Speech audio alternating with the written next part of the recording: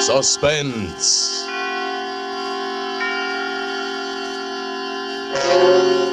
Radio's outstanding theater of thrills.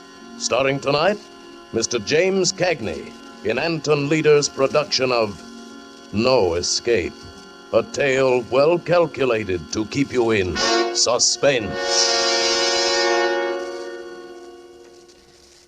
The only thing I can do now is tell you how it happened, without any bunk.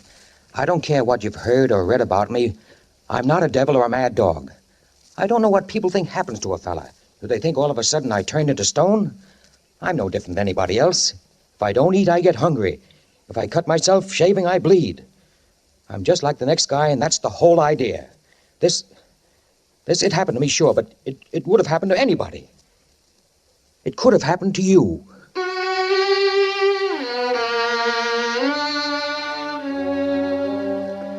It was supposed to have been one of them days you circle on the calendar with a red pencil. You see, with a little town like ours, 23 miles from the big city, right on the main highway, we get the speed artists going both ways. Yeah, and every couple of days they manage to leave something behind to remember them by. Like a kid with a broken back, or, well, you get the idea. So a couple of years ago, the Chamber of Commerce started a safety campaign to name the safest driver of the year. Something to kind of keep the guys on their toes. And this year, the fellow they chose for the award was yours truly. And tonight was the big doings with a few well-chosen words from me, a lad who was a public speaker, was a wonderful bus driver. I got to the house a little after 6. Teddy, my kid brother, was just leaving. Hiya, big shot. Hello. Ladies and gentlemen, in this corner, the world's champion driver. That's me, all right. Hey, that's a swell picture of you in the paper. You don't look so bad for an older man. Right, or I'll beat your ears in. Say, Eve called to say you should wear your blue suit and try to look human. That I would like to see. Me too. Sorry, I can't wait, though. I'm late for a date. I'll see you in the morning, and you can tell me how you slayed. All right, Ted. So long.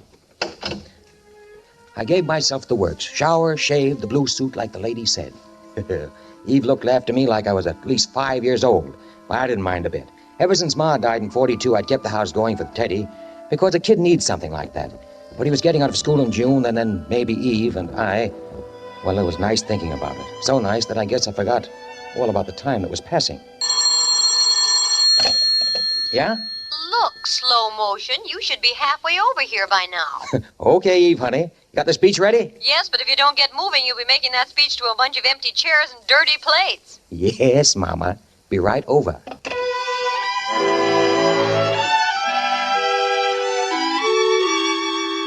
Eve lived outside of town.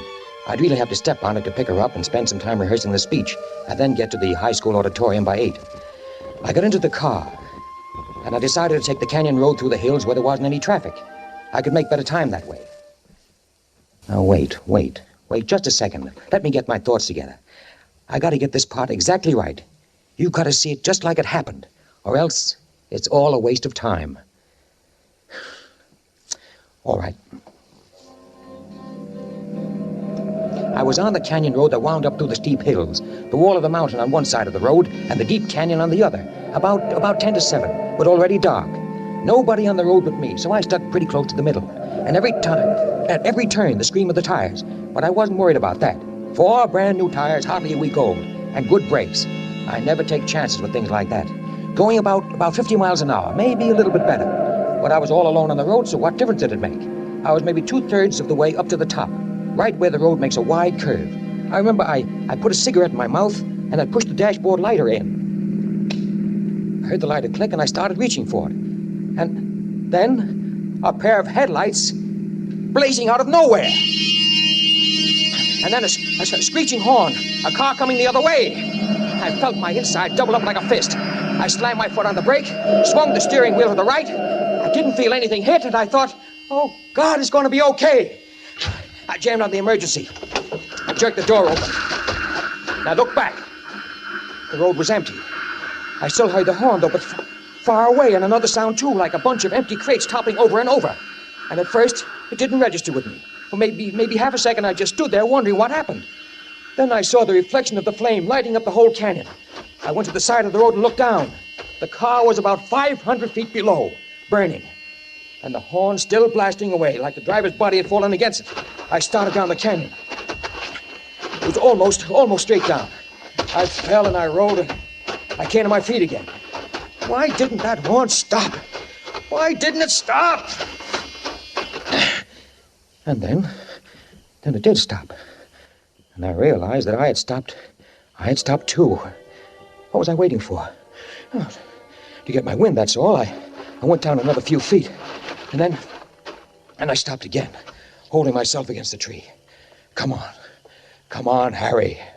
Get going. No. What good would it do to go down there? I couldn't help whoever was in that car. It was too late. Nobody could help. Then far down the road, I saw another pair of headlights starting the long climb. I went back to my car. I told myself I was going for help. I drove on to the top of the hill. There was a little gas station up there. They'd have a phone. I was almost there. An old fellow in white overalls was puttering around the pumps. I started slowing down. My whole life was about to be smashed. I'd have to tell them the truth, and what good would it do? What about Eve? What about my kid brother Teddy? What's more important than a man's own family? I'd reached the gravel driveway to the gas station. The old guy heard me coming and started straightening up. No. I swung back onto the highway and pushed the accelerators to the floor.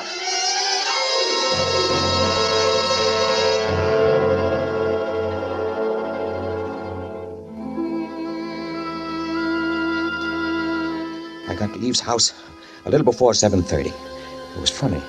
I thought I was okay until I reached for the door handle. And then my fingers seemed to go dead, and my heart started going a mile a minute. Harry?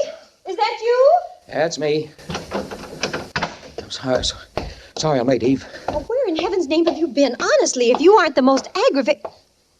Harry Graham. What? Huh? Look at you.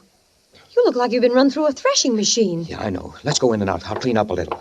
Well, what in the world happened? I had a flat tire. I had to change it on the road. Flat tire? Oh, fine. All right, wait right here. I'll get the whisk broom. Of all things to happen tonight. All right. Happened. Lay off, will you? Harry. Oh, I'm sorry. Well, don't just stand there. While I'm doing this, take your comb out and start combing your hair. Took my comb out and turned toward the hall mirror. Funny. I didn't look any different than yesterday or the day before that. I was still Harry Graham. After he finished with me, we went back to the car. Get in. I tell you what, you're so upset anyhow. Why don't you let me drive into town? Okay, if you want to. See, now, I turn left at the next block, don't I, for the Canyon Road? Canyon Road? Yes, we can save some time going that way. No. Huh? No, I don't want to go to Canyon Road. I want you to go the regular way. But we're going to be late. Do what I tell you. I'll drive the car myself. But, Harry, we always... Do what I tell you, Eve. All right. I'd have to bite my head off. What have you got against Canyon Road? It's too dangerous at night. Well, all I've got to say is that when they picked you for the safest driver of the year, Harry Graham, they really hit the jackpot. We got to the high school auditorium just a couple of minutes late. But as it turned out, we weren't the only ones late. When we got to the main table, I saw that the chair next to mine was empty. Police Chief Blake, who was supposed to introduce me for my speech, hadn't showed up yet. Then when the dinner was ended, Chief Blake came through the door, and he looked awful. He went over to the chairman of the meeting and whispered something, pointing at me. And then he started for me, and I thought my heart would quit beating. I was looking for a way to escape, maybe when... Hello, Harry. Oh, hello, Chief. Hello. Folks, please. I'm sorry I'm so late. I've just come from Canyon Road. Another terrible accident. Car went over the canyon. 4 people killed and burned. We still haven't gotten them out of the wreckage. It looks like they were forced off the road.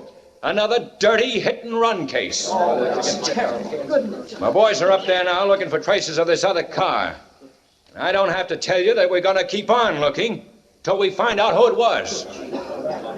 That's why I had one of my boys bring me back to town here to this meeting tonight. Because now it's even more important to let a fellow like our friend Harry Graham here know we appreciate his good work and wish to the saints there were more like him. Yes, after what I just saw on Canyon Road, I'm really proud of Harry Graham.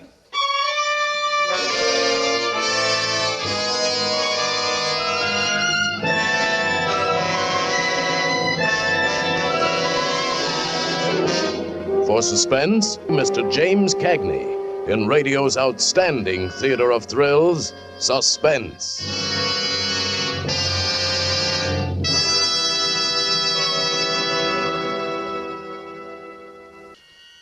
And now brings back to our Hollywood soundstage Mr. James Cagney as Harry in No Escape, a tale well calculated to keep you in suspense.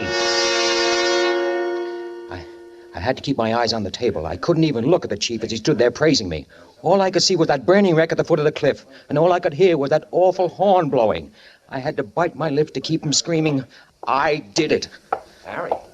Harry. What? Oh, what? Up on your feet, son. We'd like to hear a few words from you. Look, Chief, folks, I don't think anybody wants to listen to me tonight. Please, let's forget it. No, Harry? Now more than ever, we should hear what a fellow like you has to say. Come on, Harry. But listen.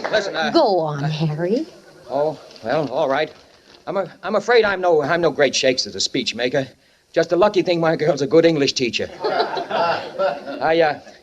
I don't believe we should honor a man for safe driving any more than we should honor him because he's never killed anyone with a gun. When a man gets behind the wheel of a car, he doesn't give up his responsibilities to his fellow men. No one can escape the responsibility of being his brother's keeper, and that goes for. Harry, what's Listen wrong? to me. How can I stand up here and read a speech after what Chief Blake just told us? No, I can't do it. I'm sorry. I can't do it.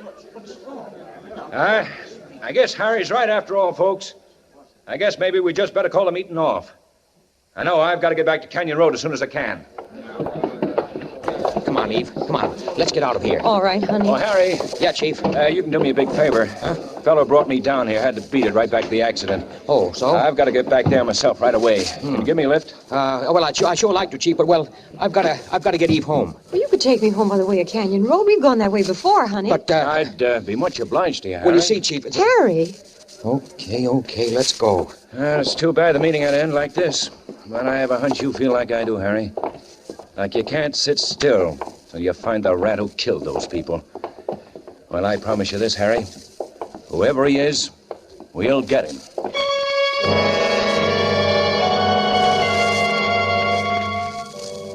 Yeah, wasn't that one for the book?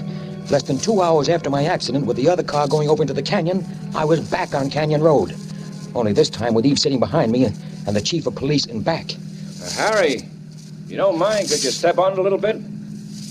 I promise you I won't give you a ticket. Okay, Chief. Honey, push the lighter in, will you? Lighter? For my cigarette. Oh, sure. This speed better, Chief? Fine. Harry hates this road. I wanted him to take it earlier tonight. It's all right if you got good tires. Oh, you don't have to worry about that. Had 4 brand new ones put on just last week.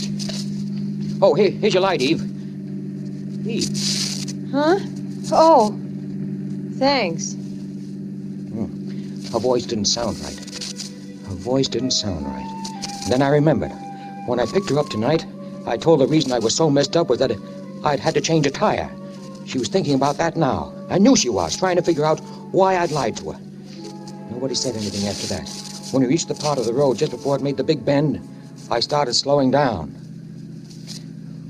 I hope I got you here quick enough, Chief. Yeah, you did fine. Is this where it was? Yeah, just around this bend. Yeah, that's right. But how did... Huh? Nothing.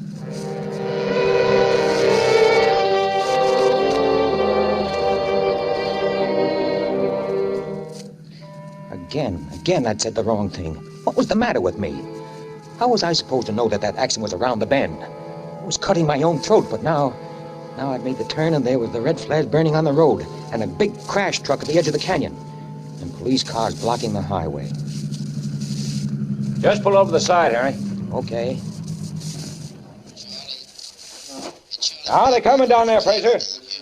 Oh, hello, Chief. You ready to start bringing them up soon?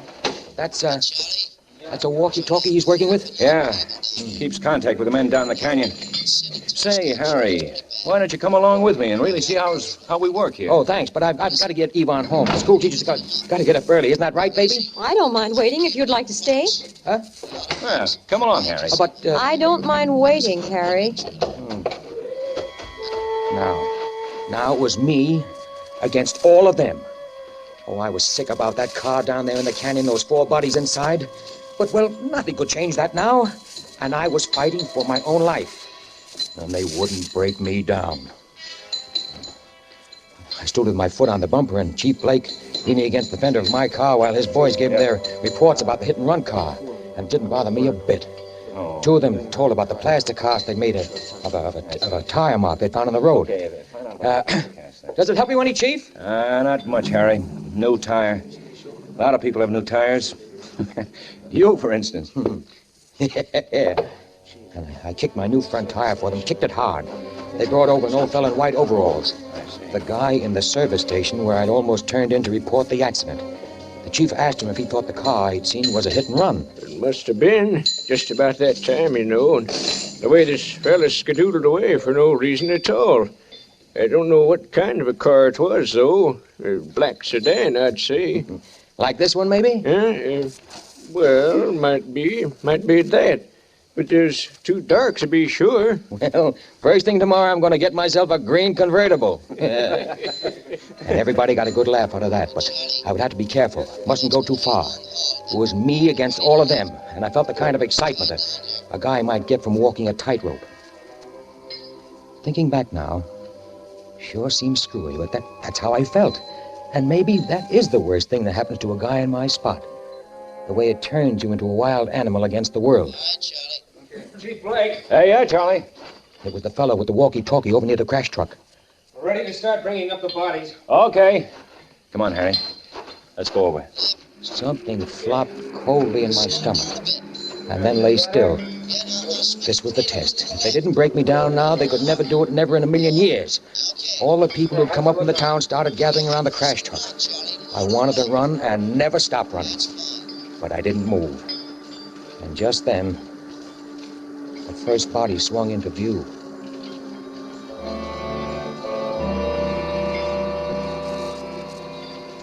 And you could hear everyone in the crowd suck in his breath. And I bit down hard on my lip till I tasted blood. A brown blanket wrapped neatly around something, and then the bundle rested on the ground. And everyone seemed to edge away from it like it could hurt them. And the cable went down into the valley again. And then there was a second bundle. And then there was a third. And then a fourth. And over like a drum beat, like a prayer, I told myself they wouldn't break me down. And then someone pushed forward from the crowd. Joe Mandel, the little tailor. He seemed shy and embarrassed, as though he had no business being here. Chief Blake. Huh? Oh, yeah, Joe.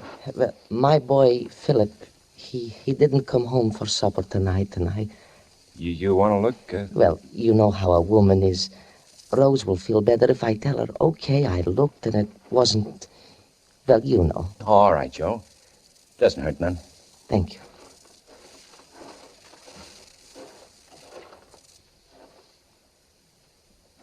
No. No.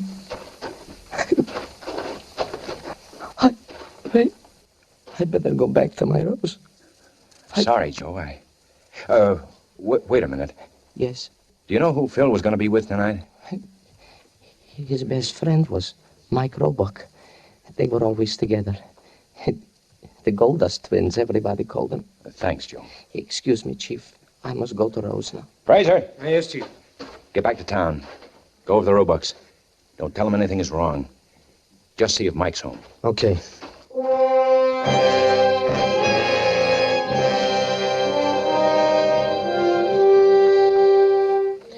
I couldn't take any more. I started back for the car. My legs felt like they weighed a ton. I heard a sudden movement in the crowd behind me. Oh, no! Oh, my baby! My baby! They wouldn't break me down. They wouldn't break me down. I opened the car door, and Eve was there. I'd almost forgotten her, and I was sure she knew the truth. They brought up all 4? Yeah. Harry. I don't want to hear anything now. I'm taking you home. Wait, Harry. Listen, I'm telling you. Kiss me, Harry. What? Hold me and kiss me. I'm such a stupid fool. Hold me. Oh, All right. Now stop it. Harry, if you knew what's been going through my mind. Okay. Stop it. Just a fool, a stupid fool. And then when I saw you come back to the car, the look on your face. Oh, Harry, how could I have ever thought... All right. Now, we'll talk about it later. I'll never talk about it again. Never, Harry.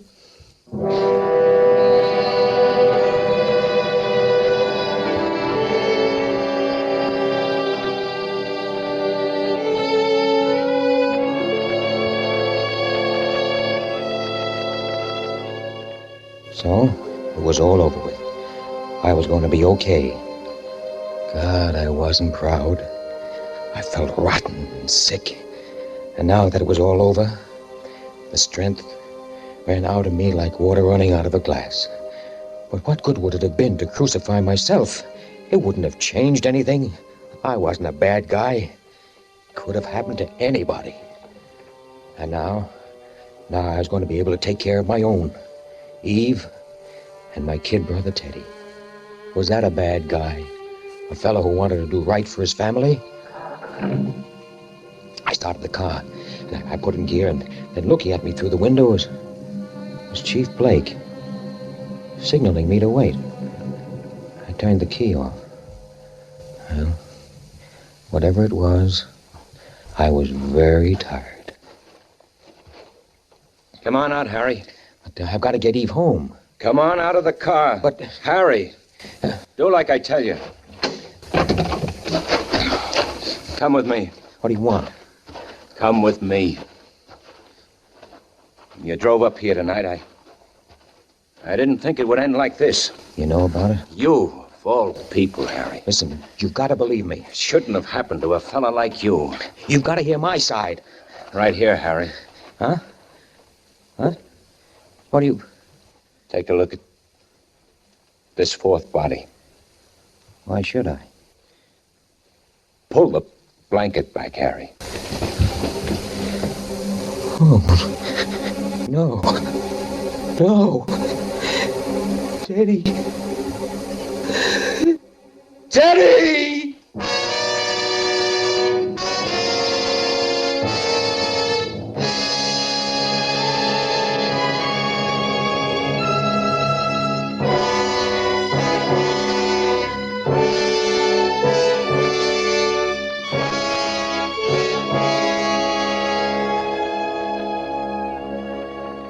So, that's it.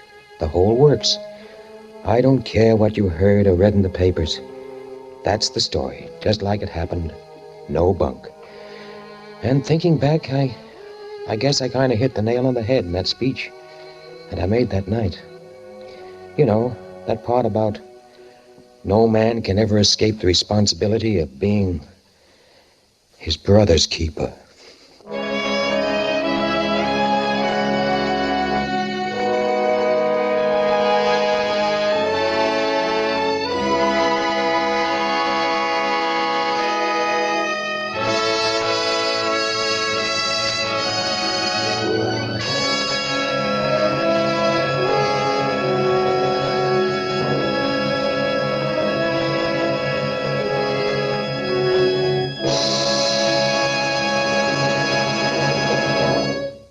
Thank you, James Cagney, for a magnificent performance.